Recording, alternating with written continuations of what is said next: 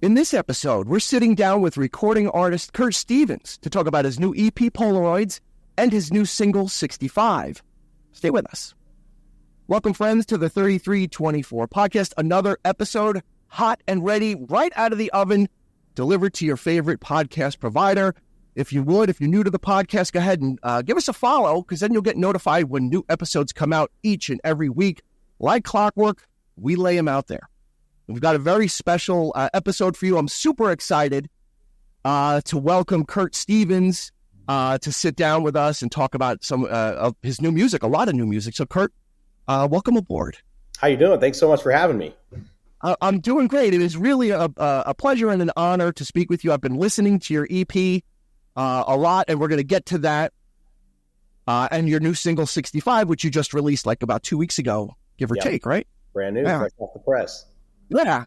But before that, I wanted to meet with Kurt a little bit earlier, but he was a little busy. He was doing something else. He was hosting the Polar and Guitar Writer Session. So why don't you tell me a little bit about what you were doing with that? Well, I grew up in South Florida and spent a lot of my time going down to the Florida Keys on the weekends, go down there and spearfish and dive and fish. And it's just one of my favorite places in the whole world. And I'm so lucky to be able to spend my youth growing up down there. And, I have a lot of roots there and kind of have been growing alongside of a great rum company that started about 10 years ago, maybe, called Papa's Pilar and the Hemingway Rum Company. And Papa's Pilar is inspired by Ernest Hemingway. His boat was called the Pilar and his nickname was Papa. So they created this rum brand based in Key West. They have a beautiful distillery down there. And so much of their brand is about storytelling. And as a songwriter, that's essentially what I do. So we partner up every single year during the BMI Songwriter Festival. And I host a couple songwriter events during the festival at the distillery. And this year we had a Friday and a Saturday, 3 songwriter rounds each day. And we had all these great artists and writers come in. And a lot of people ended up just popping in. We probably had 9 or 10 different number one songs get played by the people who wrote them during my round. So it was a really awesome experience. We're trying to grow it a little bit every single year. So is that an instructional kind of event? Is it a collaborative event? So it's put on by BMI, which is the performance rights organization that represents songwriters. But it's a performance event. It's for songwriters to get to play their songs where, normally if you go to a concert, say you go and you see Kenny Chesney, a lot of the songs that you're hearing him sing are not written by him. He's a great writer as well. Kenny's an incredible writer. But so this festival sort of highlights and gives the songwriters an opportunity to perform their songs for the public. So people buy tickets, there's ticketed shows, and then there's free shows that you can just walk up and listen to. So it's really, it's pretty much just like any other music festival, but it's the songwriters that are singing the songs. Well, what did you have to do to prepare as a host of this? Was it your first time hosting? No, I had done it last year as well. Okay. I've hosted all sorts of events throughout the years. So not as nervous as you might have been the first go around because you knew what to expect? I really don't get nervous with any of this stuff. That's a story I could tell you, but there's for me, it's all fun. I'm really comfortable being in front of people, being on a stage, meeting new people. That's sort of a huge part of my job is, the reason I do this is to connect with people through music.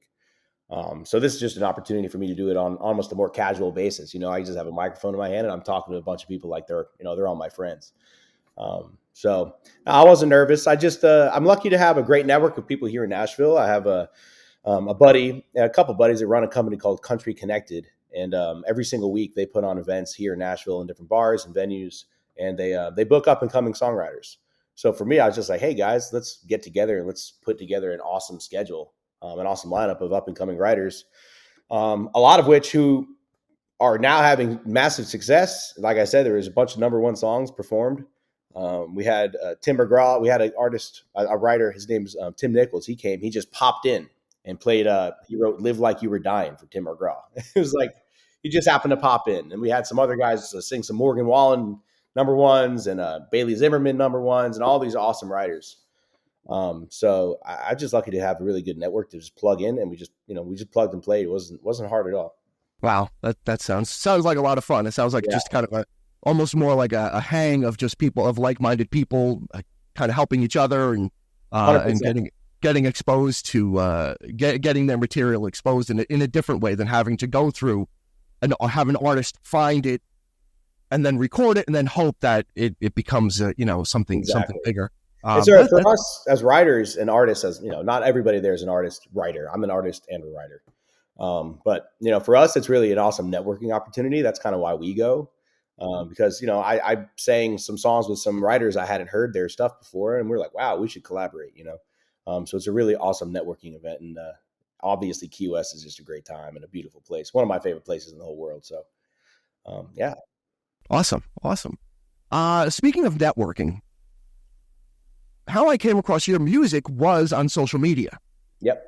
You started showing up in my feed, and it kind of kept on showing up, and I'm like, you know what? Let me click on this and see what's going on, and I immediately was kind of enjoyed everything I was hearing. Yeah. How important is social media nowadays for art? The music business is very different now. Yeah. Labels, people self-produce, self-promote, and just self-distribute their stuff. Mm-hmm. So how important is social media for you for getting your music out and finding new fans and interacting with them? I mean, for me, it's pretty much everything. Because I don't have a label paying for the classic promotional ways. I'm not on a radio tour doing interviews like this all over the country with radio shows every day. I'm not doing any of that right now. Hopefully I will. I know I will soon. But social media right now, it's the best way to get out there. But it's a catch because it's so oversaturated now. When I got started 10 years ago is pretty much when I first started playing live. I've played 1,244 shows now. I've counted in the last 9 or 10 years. So I've paid my dues actually performing shows and being out on the road, and kind of I've been playing music since I was 4 years old. But the social media thing has opened up music and the pursuit of a music career to people who have really never played a show, or maybe just love singing in their car, and they can go on TikTok and post a video, and people love who they are. They love their sound, and they can create a career like that. So it's a good thing because it's a free way to try to get exposure, but it's also a bad thing, not a bad thing, but it's tough to get that exposure because of how oversaturated it is and how many people are trying to chase this dream of being a professional musician now. You almost have to get the real numbers that I've seen. You almost have to pay. You have the good budget for advertising to make a dent. But obviously, it's not all that, because we're talking right now, and I posted on Instagram or whatever it was, and we have this connection, and you found my music. So for me, that's everything. That's why I post every single day. I try to connect with people as much as I possibly can, and social media is really a great way. Great way to just get in front of the whole world. You gotta stay on top of it, because it isn't easy. And like I said, there's so many videos that a lot of the ones that I post, most people won't even see, because the feed is, the algorithm is designed in a certain way where if you don't get the viewer to watch the first 3 seconds or first 5 seconds, you could have the greatest video ever. I could have just written "Let It Be," but it doesn't matter. So there's a lot of playing around with. Are you just creating music and here's my song, or you also have to become almost like a content creator where you're able to suck people in and keep them watching that video, because that's how that video is going to actually be shown to most people. Yeah, so, I feel you. As for what we do also is to get you almost have to have a second, not a second career, but a second level of understanding. Yeah, the algorithms, what kind of titles grab people, what kind of shorts will grab people, and like you said, getting a lot of hits right in the beginning, and then that kind of keeps it afloat. Yeah. Speaking of you posting daily, safe to say that your second passion is cooking. Yeah, I saw there's also a lot of cooking, a lot of Kurt in the kitchen. Yeah, that's something that I didn't really think much about that. I cook all the time. Living in Nashville, I don't have access to the beach and the water and my little boat that I have in Florida that I grew up with. So I've kind of developed a few other hobbies. I love to golf. But here, when I have, on a Sunday afternoon, or if it's like a Tuesday night and I've been singing demos all day, or, working on my music all day, my way to unwind is to cook. And I love to cook for my friends and family and people who support me. Even music industry people that I meet, for me to be able to, instead of saying, "Hey, I'll take you to coffee," right? "Hey, come over to my house. I'll make you some homemade pizza." It's just a really cool thing. I make homemade sourdough bread. I make homemade pasta. I got Sam's restaurant in my blood, Yep. the Italian cooking. So I do cook a good bit. It's kind of my way to give back to my family and friends. And I really just enjoy it. Kind of de-stresses me. Yeah, no, that's awesome. Like I said, and it's refreshing to see different content from creators also, that they're not just kind of just pushing one thing, that they're kind of, yeah, here's some other things I do, and that kind of, I think it helps to connect creators to their audience as well, that it's not just, oh, just listen to my music, that's all I care about. Well, here's some other things I do. I'm a real person. That's it. I have other interests and other hobbies, and I'm just like everybody else, but this is, I make music for a living, and this is how, and it's another way to connect. Yeah, that's 100% it. And that's honestly a couple of friends of mine. Like, I think I did it, not even thinking about it, a few times. I posted, check out this, whatever. And then I had so many people like DM me, like, "This is awesome. Like, you got to keep doing this. Like, I love watching you cook. Like, you're so good," or whatever. And like, I don't even, I just do my thing. I don't even think about it. So I was like, all right, well, I guess if people like it, I'll give them what they want. Maybe it's time for a second account where it's just the cooking. Maybe. Just the cooking see. videos. We'll see. I'm still trying to grow my account. I don't have as many followers as I feel like I should. So I'm working on it. Well, to that end, we're going to put a link in our show notes directly to your Spotify page, Awesome. which has everything there. Yep. It's got all the stuff you've done previously, all your singles. I appreciate, as a partaker of Blue Moon, I appreciate that you wrote a song. Yeah. Once in a blue moon. Saluting Blue Moon, and I'm like, I love it. I love it. But yeah, there'll be a link in the show notes. Go check out Kurt Stevens. There's so much great stuff there to go through. And yeah, let's get into what connected me to reach out to you is this EP, Polaroids. Yeah. First of all, how is this different than stuff you've done before? And there is a difference, obviously, because there's a specific story attached to this. Yeah. So Polaroids is sort of like the way I see it creatively as the artist is, it's like kind of in a sandwich of my music and my career. Before Polaroids, songs like, Sunshine State of Mind and Once in a Blue Moon, sort of songs sort of tied into my Florida roots. And then Polaroids is more of like sort of my emotional side as an artist, where I went through a breakup. It's been 6 years now, 6 years ago. But I was with a girl, and we were, together for, I don't know, 4 or 5 years.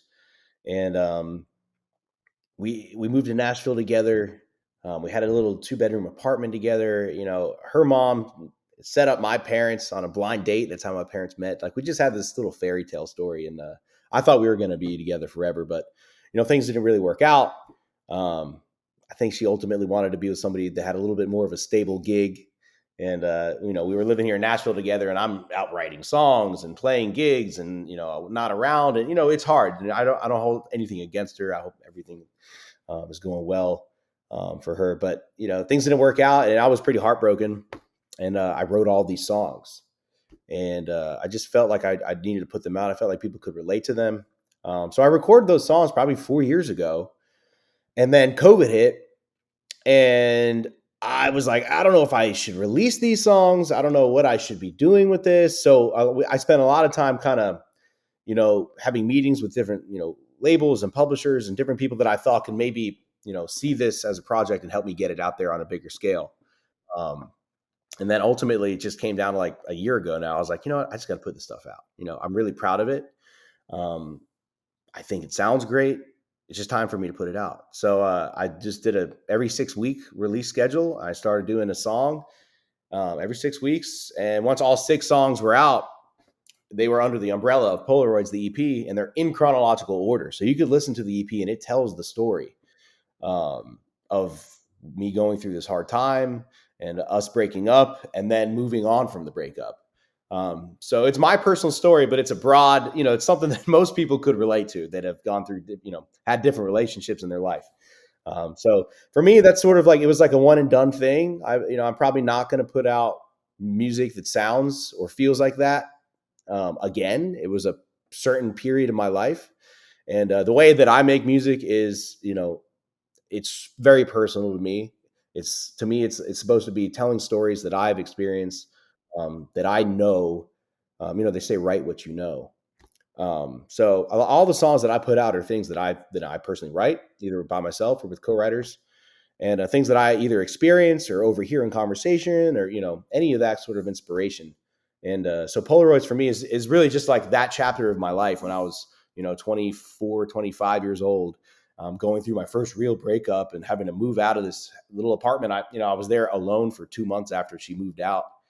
And that "Girl Next Door" is a song. It was the last song released for Polaroids, and it talks about, essentially, we had this perfect life. Everybody thought everything was perfect, and then, I became the guy that you don't love anymore, and you're the girl next door, but in our own apartment. I was moved into the guest room. Um, so it's a really personal little EP. I'm really proud of it. I love the way it sounds. And it's cool for me because it's like something I'll always be able to look back to and be like, that, this is a very important time in my life. And that's the music and the stories around it. Yeah, the music is, and you, like I said, it's a 6-song cycle. Yep. I think I've got it figured out that the first 3 songs are kind of about the split. Yep. And then the final 3 songs are kind of about you kind of coming out of it, deciding if you're ready to especially well, "Till I'm Done Loving You" seems to me like the pivot point. That's the 3rd song, and it seems like you're talking, which you don't really hear, but this is what was interesting to me about specifically about that song. A lot of songs you hear are breakup songs, or I'm in love with somebody, or somebody cheated on me, or I cheated on somebody. Mm-hmm. But you don't really hear too many songs about someone who feels like they're ready to move on. Like they, in your lyrics, you talk about you can tell this other person that you love them, and that you can tell them what you think they want to hear, but you're still not ready to do that. Yeah, 100%. And for me, that's the truth. That's how I felt, and that's how I like to write music. I think that's the way to best connect with people. Is if you're honest and you're vulnerable and you're transparent. And that song is exactly what you said. It was a pivot point. I had met somebody so shortly after that breakup, like maybe 3 or 4 months after, and I was with my ex for, I said, but I don't know, it was like probably 5 or 6 years. So I had been, not single for so long, and with somebody I thought I was going to spend my whole life with. It, like, we had broken up, and it was only like 3 or 4 months, and I met this new person, and that's kind of how I felt. And then that's what "Nervous" is, the next song. "Nervous" was me saying, you know what, forget this, forget trying to protect myself, and forget trying to build up these emotional walls. Like, this person's amazing. Who cares? It's only been 4 months or whatever it is. Like, I can't lose this opportunity with this amazing person. And now I've been together with her, my girlfriend, for 5 years. So "Nervous" ended up being a song where I wrote it at that point where, oh my God, I met this person, and I don't know if I'm ready to be vulnerable with somebody again. Yeah. But then you've got that key lyric in there, but you're worth it.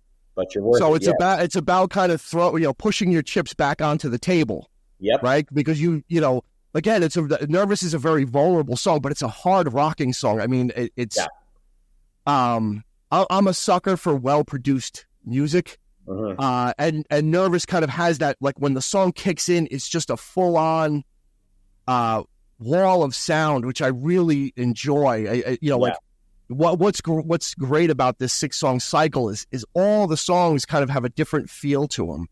And "Nervous" is kind of, it's got that trepidation to it, but then it builds up into, it's almost like you're building up into psyching yourself up into, yeah, I can do this. You're worth it.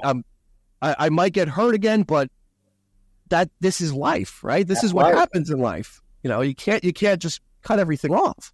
100%. And that's that's one of my favorite things I think that is my favorite sounding song on the EP. It just has great energy, and The harmonies and the background vocals came out so great, and the guitars, everything. I mean, I'm so blessed to be able to work with super talented musicians. And my producer Bobby that I work with, like I'm pretty much at his house every day. Um, we really nailed that one, and well, I think we nailed all of them, but that one just has like a certain energy um, that's just this hits the emotion, I think, perfectly. Yeah, yeah, I think all of them do. I think that, as you, like you said, the songs are in chronological order. So we're going on that trip with you through these things, And Yeah. Girl Next Door is a pretty up-tempo song. It's kind of almost like a statement of here's how I feel. And then Baltimore kind of brings down the tone. It's kind of like, now you're alone. Yeah. And what do I do? Yeah, I'm here and you're there. exactly. And Baltimore is one of those things where that was another honest and transparent thing, because I guess you could listen to it in two different ways, but you could think that I'm singing with a tongue in cheek. I hope you're happy in Maryland, but I know I never really held anything against my ex-girlfriend, and I truly did want her to find happiness. Like, it was one of those things where it just didn't really work out anymore. And I feel like that doesn't happen enough in breakups. I feel like a lot of them just end so poorly. And that, people like they hate each other, this or that, I still haven't talked to her ever since, but like, I truly did want her to find happiness, and, I think she has. And I think that's a cool, like very vulnerable, transparent aspect of that song that kind of makes it unique in a way. Well, that leads me to you open the door for the next question for me. All then right. is you said you haven't spoken to your ex, so there was no communication like, hey, I'm writing these songs and some of them are about you. Is it okay? Or, was there any trepidation about you putting this kind of stuff out there that is so personal? There would have been if there was like any sort of like animosity in the songs, but I personally don't feel that there is. It's just I don't know. It's sort of one of those Taylor Swift things, I guess. It's like you write your songs about the things that you went through with that person, but like unless you're like a close family member or a close friend of mine, no one would even know who that person is. So really, the music is for the listener to relate to in their own way. That's what's important to me. I haven't, honestly, this is probably the first time that I've ever publicly like gone into the actual details of these songs, because, there's a lot of artists that I love that kind of leave it up to interpretation. But yeah, I never really worried about it. For me, it's just, just being honest, and that's it, Now, did these songs come in any type of order? I mean, did you start writing when you met your, the person that you're currently with? You had some songs already written? Was like Baltimore already written, or did these kind of start when you started a new relationship? Like, can you give the timeline of in order, out of order, and then you had to assemble them? Or Baltimore was the first one. I wrote that probably in that whatever it was 4 to 5 month span between relationships. Same with Till I'm Done Loving You. And Nervous was the first one I wrote when I was with now my current girlfriend. We've been together for 5 or 6 years, planning on getting married, saving up for congratulations. Thank you. Yeah. But Nervous was the first one that I wrote like while she was in my world. Then Wasted Wine came from, we had already moved in together by that point that I wrote Wasted Wine. That song is really like, that's why it's the last song. Cause it's like, we've met each other, and like, we're having such a good time that, we can't even finish a bottle of wine before we go off. And, it's the happy ending. It's the happy ending. And that's what's so great about this cycle is it it completes the cycle of, starting out not knowing you're kind of like, what just happened? I'm not sure. I'm just a guy now. To going through these emotions, and then at the end, it's kind of like, here I am again. I'm happy and things are going good. Absolutely. So I think every great movie, every great film has to have a good happy ending. Yeah, and like I said, when you go through it and you listen to it, it is like a story, and it is there are things that are universal. There, most people have had a breakup in their life, either the one that did the breaking up or the one that was broken up with. And there's those feelings, sometimes you feel like you got punched in the stomach and you don't know what's going on. And how do I process this? So, I appreciate that you were able to kind of put a lot of these things in here, but then again, like I said, some of them are unique to you, but maybe, or you think they're unique to you, but other people have gone through the same thing. So Kurt, I mean, this is just a great set of songs to kind of go through and listen to. And like I said, they all sound great. Each one, like on Baltimore, when that lap steel hits, it's kind of, you're tugging at the heartstrings. Like I put it at the right time. It doesn't start in the beginning. Like that lap steel just kind of comes in, and it's like, oh boy, here we go. Yeah, exactly. That's one of my favorite things about creating music is, even yesterday I wrote a song, and creating music is, and as a writer, like, how is the music going to affect the listener in how they're interpreting the lyrics?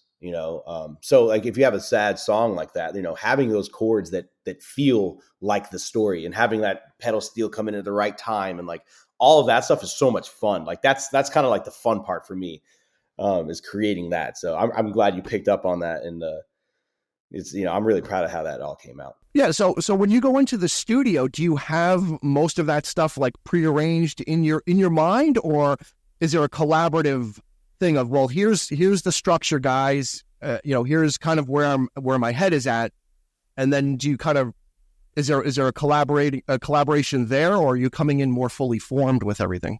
I definitely have like an idea in my head of like where I want it to be, but honestly, I can't really even come up with some of the stuff that my buddies come up with that are the musicians. My buddy Sam Hunter plays a bass and all the guitar parts on pretty much all of my songs.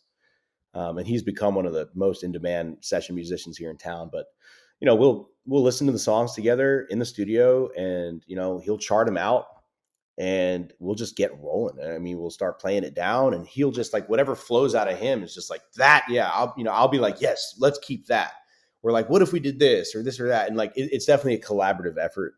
But I definitely give like guidelines and kind of explain like what it's supposed to feel like ahead of time, just to give them a direction. But once once Sam or my buddy Ryan and Bobby, the producer, and whoever's playing on it, once they get going, it's like, these guys are so talented, and they've moved to this town to do this exact thing. So it's like, it's an honor and a pleasure to be able to do it with them. And just to watch them work is like, I mean, that's half the fun. It's just, oh my God, like, you're a freak, dude. Like, how'd you just come up with that?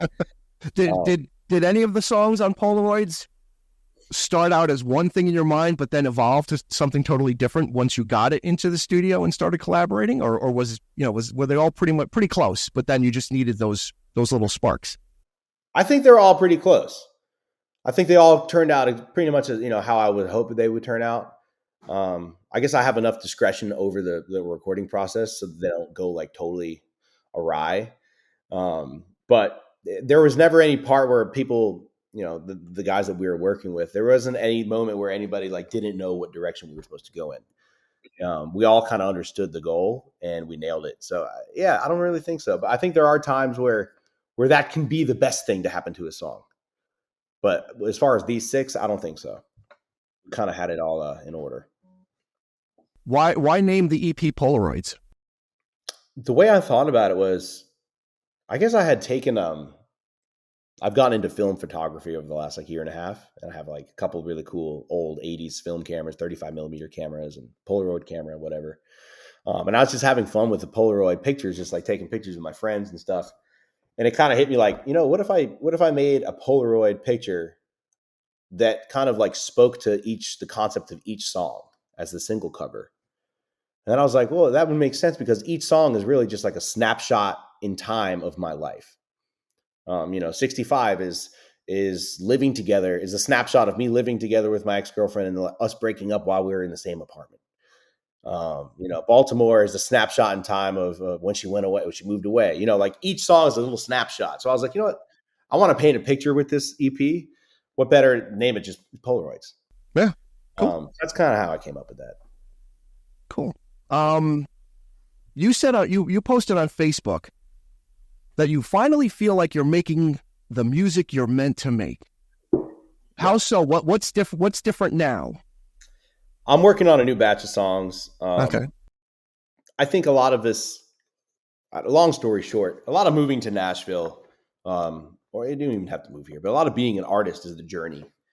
Um, and you see a lot of artists that kind of, especially, the TikTok and whatever, that they didn't really work it out. They didn't go through the motions of discovering who they are. And they might have one song blow up, but then like, what's next, right? And I never really wanted that to happen to me. And it might have been easier to, I had opportunities to go on some of these TV shows, American Idol, The Voice, this or that. But like for me, it's always been like, I feel like discovering what you have to say as an artist is the most important thing. And for me, that's been like that's been a great part of my journey. I mean, it hasn't always been easy. It hasn't always been profitable, but looking back, I'm like, I don't feel like I've made any mistakes. And discovering who you are as an artist takes time, and it takes, you have to go out and play. You have to connect with people. You have to travel. You have to do all the things you need to do to figure out like what you're really here to be. And for me, I feel like I've had that revelation of like who I actually am and what I'm supposed to make probably in the last like 6 months. And that's why I said earlier in the podcast that like Polaroids is probably like a one and done type of thing musically for me, because now I'm so confident in my direction. And I guess 6 months ago I realized a lot of the you know a lot of kind of what I've been missing is like, Kurt, whatever. Yeah, people will say, "Oh, you have a great voice, you have great songs," but like, what is it? Like, what's the thing? Like, who are you supposed to be? And in the last 6 months, I've really realized that what I love outside of music is the ocean and in my home state of Florida, and all the stories that I've all the fishing stories that I have, and like meeting the salty bartenders, and like not just all that kind of stuff, but like my coastal roots is where I seek so much and find so much inspiration. And that's where I'm going now. Like it's like 65, which just came out. That's the first song of this kind of new direction that I'm going into. I feel like some of my favorite artists ever, the main inspirations for this kind of new direction are the people that I listen to every day. I think that's like the main part of like this revelation I had 6 months ago was like, wait a minute, you're making music that like, sure, I'm so proud of it. And sure, they're my own personal stories, but like I wouldn't necessarily go and like get in my truck and listen to that kind of music. The music that I listen to when I get in my truck is like, you know, Jimmy Buffett and Jack Johnson and some John Mayer and some Kenny Chesney and some reggae bands. Like Bob Marley's probably my favorite artist of all time. Bands like Steel Pulse and Revolution, and there's just so much music that inspires me. Classic rock like the Eagles, which is a huge inspiration for the way 65 sounds.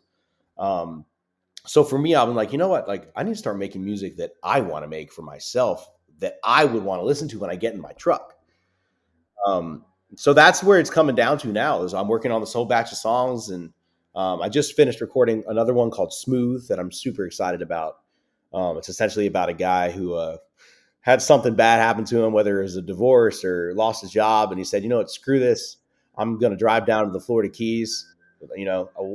Fill my truck up with gas and go down where the waters of life are a little bit more smooth." And that's a song that I'm really, really excited to put out. And then another song that I just wrote, we're in the process of recording. I got to go to the studio today. I was in Costa Rica fishing in January in a marlin tournament. And I had met this older gentleman who's a legendary fisherman. And, we were looking at all these huge boats in the marina. We were fishing on a 68-foot Viking that week, big sport fish boat. And we're looking at the marina and hanging out, having a drink. And I'm like, man, this is incredible being able to be down here and fish these big boats, because, I grew up fishing on my little 18-foot center console. And, like, I want one of these someday. And then he stopped me and he goes, you catch fish on your boat? And I'm like, yeah, I've been catching tons of fish. I could probably caught, over 250 sailfish just on my little boat, tunas, mahi-mahis, whatever.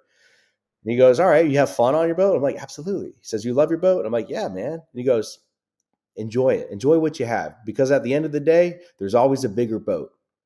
And I was just like, oh my God, I have to write that song. That's so great. So we wrote the song called Bigger Boat. And so that's the next one that I'm working on recording. And I guess if I could sum it up, my new direction is really kind of tapping into my coastal roots and like the things that I really love and the music that I really like to listen to. And, Jimmy Buffett, he passed way too soon. I'm a big fan of his music and the way he tells stories. And he has this, this coastal theme, that kind of is a vein through not every single song that he has, but a lot of his music. And like for me, I never really realized, but like I have that same thing. Like if you were to look at the catalog of unreleased music that I have, it's like 80% of them are those sorts of stories. And I feel like I was like, I feel like my generation doesn't have that voice.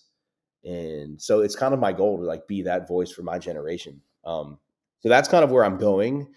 I've never been more excited about where I'm going. Uh, I've never felt more in tune with myself, and I've never felt like the music that I'm creating could be any more me than it is now. So it's like a breath of fresh air. It's like, oh my God, I have this whole new thing that I'm excited to do. And people like my dad and a lot of my fans, like kind of like for the last few years, I've always like been poking at like, hey man, like that's my favorite stuff you do. Like, why don't you do more of that? And I think a lot of it was like, when I first moved here, I worked with a lot of, different people that were in the industry, and you kind of listen to what they say because you're hungry and you're an artist. And you're like, I want to make it. And a lot of them like kind of steered me away from doing that music. They were like, you're going to get compared to other artists from Florida that are, whatever, like you should be your own thing. And I was like, oh, okay. Like I didn't follow my gut. And that's part of the journey. And that's part of the discovering who you are as an artist. And I'm really happy. I wouldn't change a thing about my story and where I've gone and what it's taken me to realize this and come to this conclusion.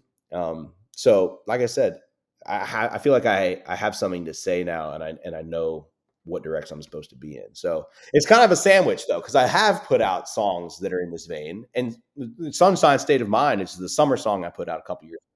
That song has over 200 million impressions on TikTok. People love that song. They love the music video. And for me, it's like, I drifted away from that, and now I'm going back to it, but with a kind of a new angle of like, adding some more of like original kind of sounds, like incorporating more of the reggae music that I love, and incorporating more like kind of the old, the '70s Jimmy Buffett honky tonk stuff that he had. Like doing the stuff that I just really love, like making that music, like making music for me and hoping that people love it. And if they don't, great. I have a bunch of music that I love. That's Yeah. sort of Yeah. It's ironic that industry people would tell you you need to be yourself or something unique when it's something that's not in your wheelhouse or something that you feel. Yeah. And a lot of times, I've always said when people have influences and you have a varied amount of influences. I wasn't expecting you to say Jack Johnson.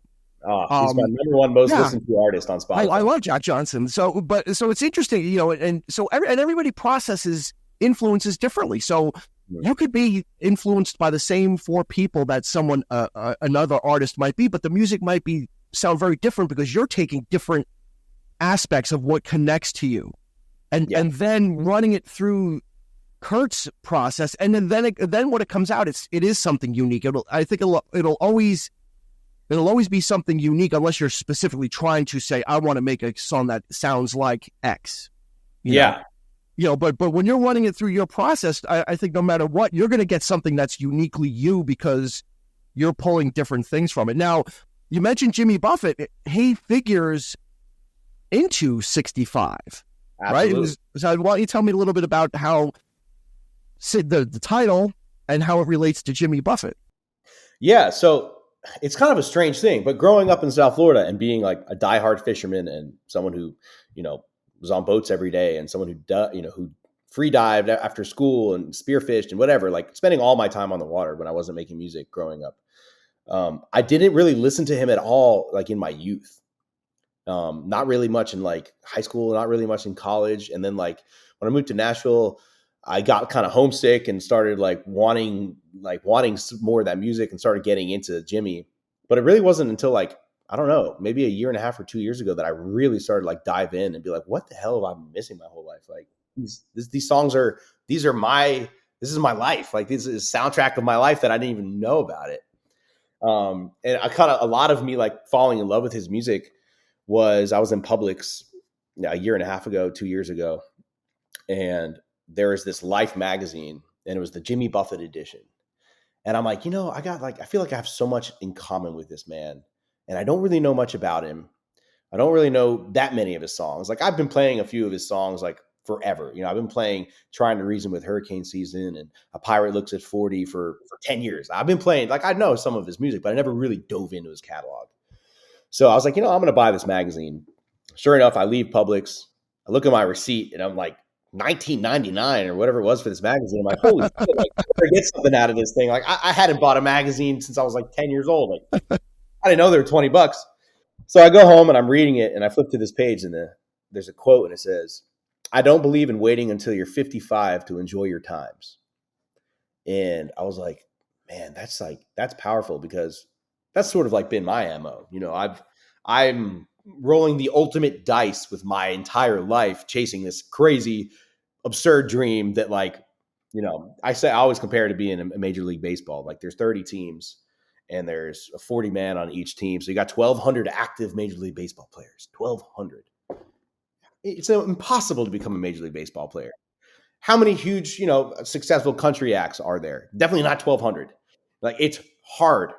The odds are against you.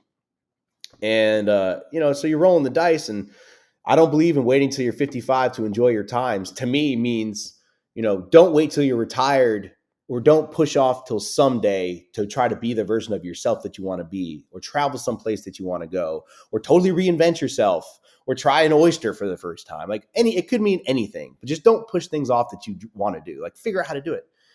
And, I sat down and I wanted to write the song, and I felt like, that quote I think it was in the 70s. And I was like, well, people ain't retiring at 55 anymore. I got to add 10 years to this thing. So that's how what inspired me to write 65 and kind of set me on this journey of like really falling in love with his music. And I still hear songs of his now that he has a ton of songs. I haven't gone through all of them. And I heard one the other day. It's called My Lovely Lady. I heard it for the first time and I was like, oh my God, like this song sounds like a song that I wrote. Like the first line is, when I pay my bills, I'm going to leave these Tennessee hills and get back to the sea. And it's like, that's how I feel. Like I absolutely love it here in Nashville. And like, I will always hopefully have a home here, but I miss being in Florida. I miss being by the coast so much every single day. That kind of inspires a lot of the music that I write. Yeah. So. As a fellow parrot head up north. Yeah. I'll give you my two favorite Buffett albums. Last Mango in Paris. Yep, I have it on vinyl right here. And me too. And Riddles in the Sand. Yep, are like my two favorite Buffett albums. Yeah. Just a little piece of trivia. One of the reasons why I got into Jimmy Buffett is he was on, when Last Mango in Paris came out, he was on like the Tonight Show with Johnny Carson or something like that. Yep. And he was talking about the song Halloween in Tijuana. Mm-hmm. And he said he wanted a bullwhip. He needed the sound of a bullwhip is pretty prominent in that song. Oh. And he said, well, I don't know anybody that uses a bullwhip. It's Harrison Ford. Oh, wow. Because he's like, who uses a bullwhip in the late 80s? Indiana Jones does. And he actually contacted, and if you look at the liner notes, you find it, bullwhip by Harrison Ford. I'm like, I have to get this album. I think I had his greatest hits already. But then I went and got Last Mango in Paris just because I was a big Indiana Jones fan and all that kind of. I was like, it was so novelty to me. But then I just got into, they kind of opened up the world, So it's funny what things trigger people to get into, to try different things, and then it just opened up the world of Jimmy Buffett to me, and I just fell in love with that vibe and that the kind of sound that you're going for is that kind of easy.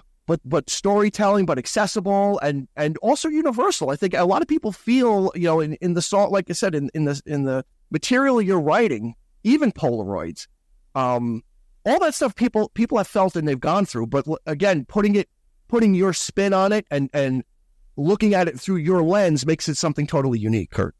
Yeah, that's my biggest goal, and as an artist is, being so honest with myself that you can't miss with, as far as connecting with the audience. Because if it's true for me, it's got to be true for other people. It's when you're not transparent and you're not vulnerable and you're not honest with yourself, then I feel like you can fall flat in your goal as an artist, right?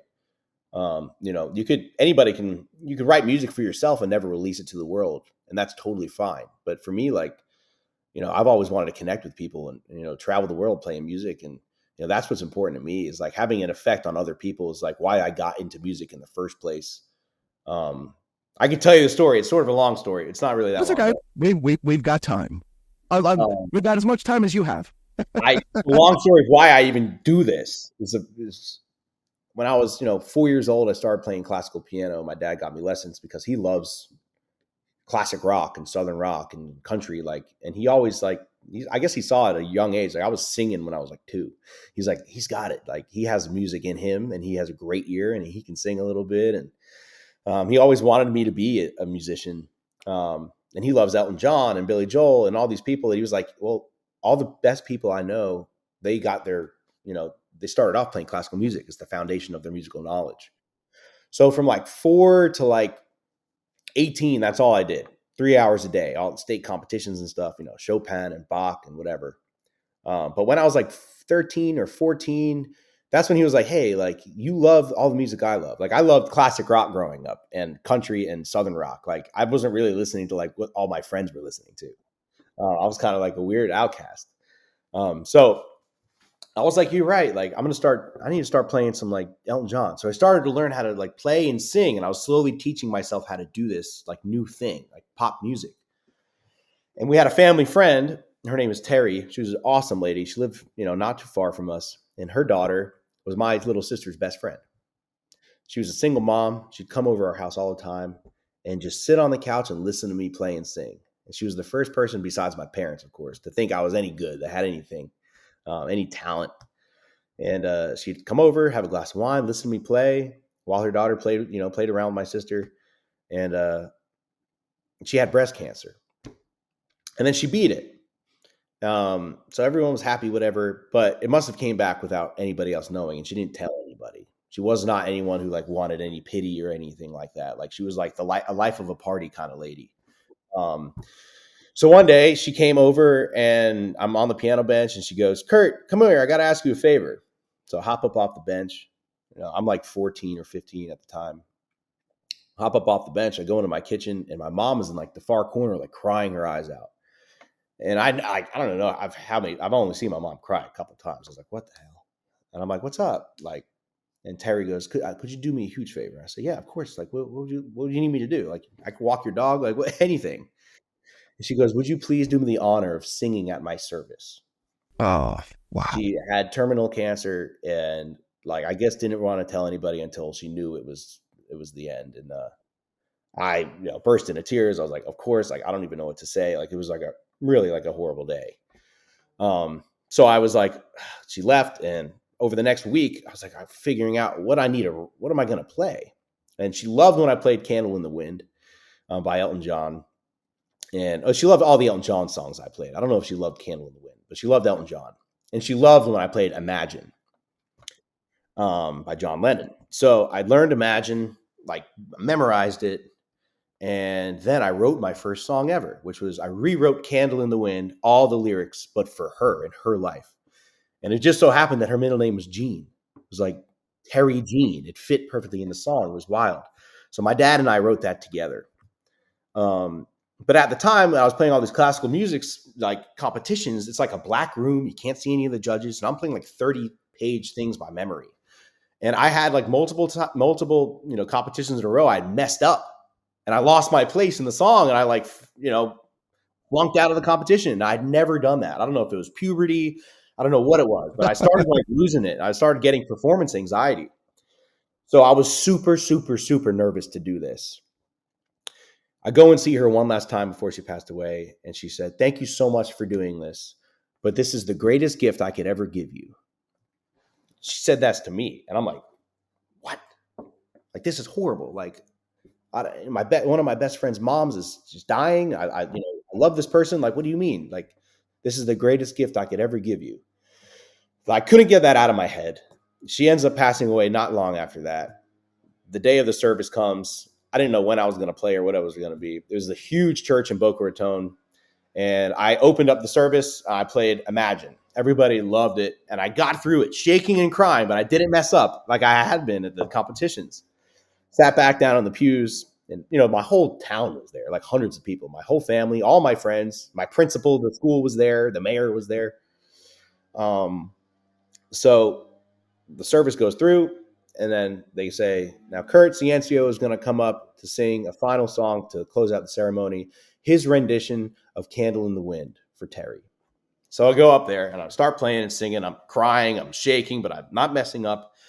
And once people once I get halfway through the first verse and people hear the words and it's like a custom written song, like for her, I always say like the story. It sounded like every single person in there all at once simultaneously watched their dog get hit by a car. Like it was this like cacophony of like screaming, crying, like emotional, like pretty much like if everybody hadn't really like cried or whatever like that hard during the ceremony, at this moment it all was built up and they released. And it was this like really intense like moment. And I was shaking, but I got through it and it was perfect. And every single person there came up to me afterwards and was like, that was one of the most powerful things I've ever seen and heard. Like, how did you do that? This and that. Like my dad still says it's like one of the proudest days of his life. And from that moment, it was like one of the weirdest things and like the thing that keeps me going every single day through this career. Cause it's not easy. And it seems like it's getting harder and harder with as many, I said the TikTok thing and oversaturation and like whatever, but it keeps me going is this thing of like in that moment where everyone was coming up to me, I heard her words. This was the greatest gift I could ever give you. And in that moment, I knew exactly what I wanted to do with my life. And since that day, I haven't stopped. And this is what I'll do forever. And I'll be chasing that ever since. And for me, that's the thing is like that connection I had with everybody in that church that day is what I chase in every single song. Even if it's a happy song, it's like, I work really hard not to write cheap lyrics. I work really hard not to make cheap music. Like to me, music is a powerful thing and important thing. And I carry that with me every day. And so that's like why you asked me earlier if I got nervous when I was putting on the show in Key West. Like I don't get nervous because after that was the two-sided thing. One, that was the greatest gift she could ever give me was now I knew what my life's purpose was. And two, I'll never, ever get nervous again. And I really haven't been ever since. I mean, if you can make it through that, you can make it through anything. Yeah, it sounds like that's a powerful story, and it seems like Terry knew. Terry knew. I don't know how she knew. She knew before you that you were going to rise to this, to eulogize her this way through music, and that you would step up to it and get it done for her. So, wow, that's a fantastic story. As we close out, I have just 3 more questions for you. First up. What's coming up next? You're working on a lot of singles. Is that going to be put together into something larger? Yeah. So I guess I have a music video coming out this Thursday, which is I don't even know exactly what 30th? Yeah. The 30th. Yeah. And it's for a music video for 65 that we just shot down in the Florida Keys. And we shot it, other parts of it here in the studio, actually singing the song. So I'll give people a little bit of an inside view into, the studio situation and also get to see me down in my element down in the Keys and kind of living the life that I speak of in the song. Traveling is a huge important thing to me and I haven't really been able to do as much of it as I want. And 65 is kind of one of those things, get out there and go see the world type of thing. So that video comes out this Thursday. I have that song Smooth that'll be coming out hopefully this summer. I have a song Bigger Boat that I'm working on the vocals today that'll be coming out this summer. So there's 2 more songs at least coming out this summer. And I probably have another, 10 or 12 songs that I want to record. And the way I want to do it these days is kind of, you give every song its moment. So I do the 6-week release schedule, and then at the end, when the last one's out, similar to how Polaroids, it'll all be under the umbrella of an album, a full album called Better with a Breeze. Which is the title of one of my favorite songs of the project. So yeah, a lot of music on the way. I'm spending a ton of time in the studio, kind of honing in this new sound. Smooth has like a really fresh, laid back, beachy sound, but in my own way, just like if you could somehow pull from Jimmy Buffett and also Bob Marley and also Jack Johnson, bring it through my body of music and spit it out, like what would that be? And that's what I think it is. So it's a unique sound, which is what I'm trying to create. I don't really want to make music that everyone's heard before. So that's what I'm chasing and, that's what I have planned. And it's, like I said before, I've never been more excited. Cool. I'm excited to hear it as well. Final 2 questions. This is one question, but it's in 2 parts. Okay. Favorite, least favorite thing about touring? My favorite thing is definitely seeing new cities, getting to try the food there. Every single town has like their thing, you know.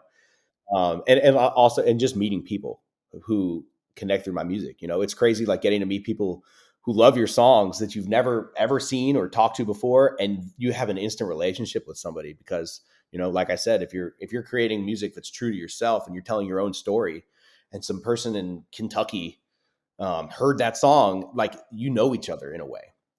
So that's my favorite part. The least favorite part is probably being away from my dog and my girlfriend.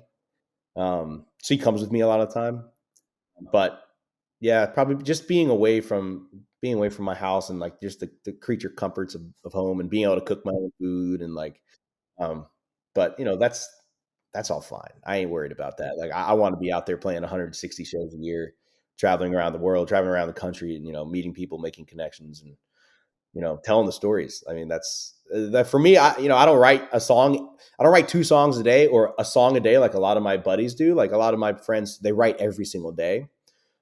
You know, most of them they're writers. They're not really pursuing the artist thing. And like for me, I don't really write that many songs a week because like the way I see it, I'd rather do like a quality over quantity thing. And you know, for me, you gotta inhale life to exhale good music. And I try to have a good balance of, you know, inhaling life and living, and you know, being out on the road and playing shows is a lot of that because you get to see so many things and hear so many things and meet so many people that like that's a really big thing to like inspire new songs. So yeah. Cool. Final question. Yep. Kurt, imagine that we live in an alternate reality where there's no streaming Spotify or iTunes or Apple, and you're going on vacation and you can only take 3 CDs, albums, whatever it is. You can only take 3 with you. What 3 records are you taking with you to listen to? I'm probably gonna take. I gotta take the Eagles' greatest hits record, one with the deer skull on the front or whatever it is. I probably have to take "Meet the Moonlight" by Jack Johnson. It's become one of my favorite albums, and I definitely have to take "Legend" by Bob Marley. There you go. I guess that's kind of a cop out because 2 of those are like greatest hits Yeah, compilations. well, I didn't say. You know what? I didn't say no greatest hits. So you circumvented. You skirted the rules. So it works. Yeah, I could also throw songs you know by heart on there too if we're gonna do greatest hits compilations. Yeah. Yeah, probably those. Just those are my favorite records. I find myself listening to them pretty much every single day. Cool. Yeah. Awesome. We're going to drop, like I said in the beginning, we're going to drop a link in the show notes to Kurt's Spotify. We'll also put the Facebook. We'll also put the TikTok in there. So go and check him out. Follow him on all of those platforms because he gives you different stuff. He's got a little cooking, a little music, but a lot of great music, actually. Kurt, it's been a pleasure and an honor to speak with you. Like I said, you know, when I heard your music, I immediately was just connecting to what you're doing and the sounds and the way you're doing it. So I wish you all the luck in the world. Looking forward to anything else you're doing. And I'll just put out now, open invitation for you to come back whenever you like, whenever you've got something you want to tell us about. You know where I am. So just hit me up and we look forward to hearing it. Awesome. Thanks so much for having me. This was really great. And I really, really enjoyed it. And I'm excited to get back on here again sometime soon. Awesome. That's going to do it for this episode of the 3324 podcast. You can follow us on Instagram, Facebook, and YouTube as well. If you've got a question for Kurt and you send it through us, I'll make sure I get it over to him. Or I'll just tell you, naughty, go follow Kurt. Cut out the middleman and get right to him. So that'll do it for Kurt. This has been Dean, and we will catch you on the flip side.